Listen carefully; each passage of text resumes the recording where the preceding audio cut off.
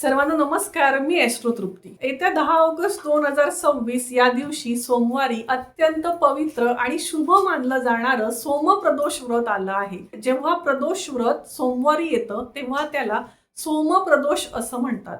सोमवार हा भगवान शिवांचा दिवस असल्यामुळे या दिवशी प्रदोष व्रताचं महत्त्व अनेक पटींनी वाढतं. भगवान महादेव आणि माता पार्वती यांची भक्तिभावाने पूजा केल्यास मनातील इच्छा पूर्ण होतात, मानसिक शांती मिळते आणि जीवनातील अनेक अडथळे दूर होतात. हिंदू धर्मामध्ये प्रदोष व्रताला विशेष महत्त्व आहे. प्रत्येक महिन्यामध्ये 2 प्रदोष येतात. शुक्ल पक्ष आणि कृष्ण पक्षातील त्रयोदशी तिथीला प्रदोष व्रत केलं जातं. आपले महान ग्रंथ शिवमहापुराणानुसार प्रदोष काळ हा भगवान शिवांना अत्यंत प्रिय मानला जातो. सूर्यास्ताच्या आधी आणि नंतरचा काळ म्हणजे प्रदोष काळ. यावेळी केलेली शिवपूजा विशेष फलदायी मानली जाते. सोमप्रदोष व्रताचं सर्वात मोठं महत्त्व म्हणजे मानसिक शांती. ज्यांच्या मनामध्ये अस्थिरता आहे, चिंता आहे, तणाव आहे, चंद्राशी संबंधित जे काही दोष असतील त्यांनी प्रदोष व्रत नक्की करावं. आणि प्रदोष काळात कोणतीही केलेली पूजा उपासना कधीही निष्फळ जात नाही असं शास्त्र सांगतं. आता जाणून घेऊया की ही पूजा कशी करायची. सकाळी लवकर उठायचं, आंघोळ करायची, स्वच्छ पांढरे किंवा धुतं वस्त्र, हलक्या रंगाचे वस्त्र परिधान करावे. त्याच्यानंतर देवासमोर बसून हातात पाणी आणि अक्षता घेऊन या व्रताचा संकल्प करावा.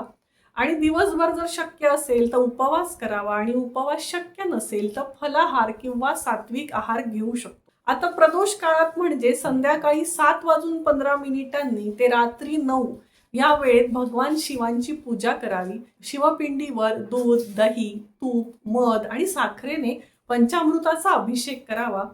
त्याच्यानंतर स्वच्छ पाण्याने अभिषेक करावा. भगवान शिवांना बेलपत्र, पांढरे चंदन, भस्म आणि धोत्र्याची फुले अर्पण करावी. आणि त्यानंतर ओम नमः शिवाय हा नामजप 108 वेळा अवश्य करा. आणि ज्यांना पूजा करणं शक्य नाही त्यांनी 108 वेळा भगवान शिवांचा नामजप नक्की करू शकता.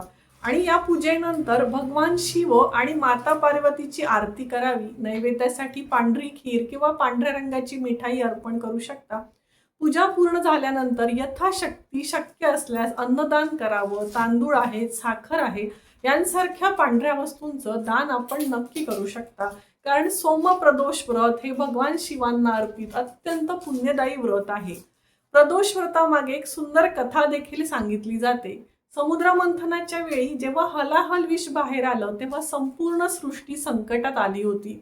त्यावेळी साक्षात भगवान शिवांनी ते विष प्राशन करून आपल्या संपूर्ण सृष्टीचं, जगाचं रक्षण केलं आहे.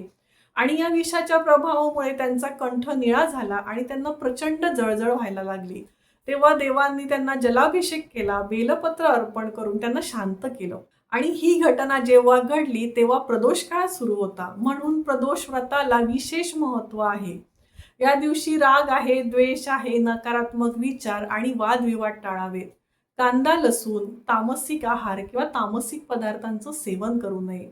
शक्य तितका वेळ भगवान शिवांच्या नामस्मरणात घालवू शकता. विशेषतः सोमप्रदोष व्रत केल्याने आपल्या सगळ्या मनोकामना पूर्ण होतातच. विवाहातील अडथळे दूर होतात, संतती होण्यातील अडथळे दूर होतात, मानसिक शांती मिळते, चंद्रदोष कमी होतो आणि भगवान शिवांची विशेष कृपा प्राप्त होते असे स्कंद पुराण आणि शिव महापुराणामध्ये सांगितलं आहे. जर काहीच करणं शक्य नसेल तर सरळ ओम नमः शिवाय हा नामजप आपण या दिवसभरात अवश्य करा. भक्तिभावाने पूजा करा, शिवांवर विश्वास ठेवा.